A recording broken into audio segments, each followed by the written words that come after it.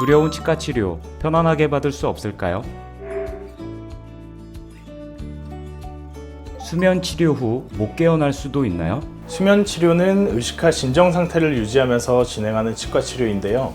의식하 진정 상태란 완전히 자는 것은 아니고 어느 정도의 의식을 가진 상태로 치료가 진행되는 상태를 말합니다. 완전히 자는 것이 아닌 자발적인 호흡이 가능한 의식 상태로 치료를 진행하기 때문에 더욱 안전한 치료를 받을 수 있습니다. 또한 진료 도중 의료진과의 의사소통이 가능하고 치료가 끝난 후에는 호흡과 의식이 정상으로 돌아온 후에 귀가를 하시기 때문에 환자분은 큰 걱정 없이 진료를 받으실 수 있습니다.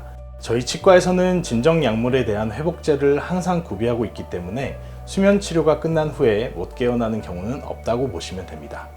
수면 임플란트 하면 정말 편한가요? 환자분들이 수면 임플란트를 결정하게 되시는 이유는 치과에 대한 공포, 막연한 두려움, 어릴 적 기억에 대한 트라우마 때문인데요. 수면 임플란트 시에 진정 약물로 사용하는 미다졸람은 선행성 건망증의 효과를 가지고 있습니다. 결국 치료가 끝난 후에 치료 과정이나 두려움에서 나온 기억들을 상실하게 됨으로써 치과에 대한 두려움이나 구역질과 같은 치료에 대한 거부감을 조금씩 줄여나갈 수 있는 효과를 얻을 수 있습니다. 또한 환자가 가수면 상태에서 진료를 받으시게 되면 환자뿐만이 아니라 치료를 하는 의료진도 훨씬 더 수월하고 편하게 치료를 진행할 수 있다고 보시면 됩니다. 일반 마취보다 수면 마취가 더 좋은가요? 일반 마취도 수면 마취와 마찬가지로 최대한 통증이 없도록 진행하고 있는데요.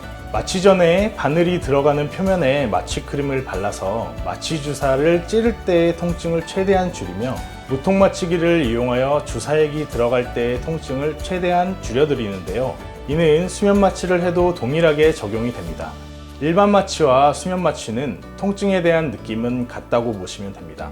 다만 수면 마취 시에는 의식하 진정 상태로 진행을 하게 되며 미다졸람의 선행성 건망증 효과로 인해 마취를 했던 기억마저도 잊게 되는 결과를 갖게 되어 수면 마취가 더욱 편안하게 진료를 받았다는 느낌을 받게 됩니다.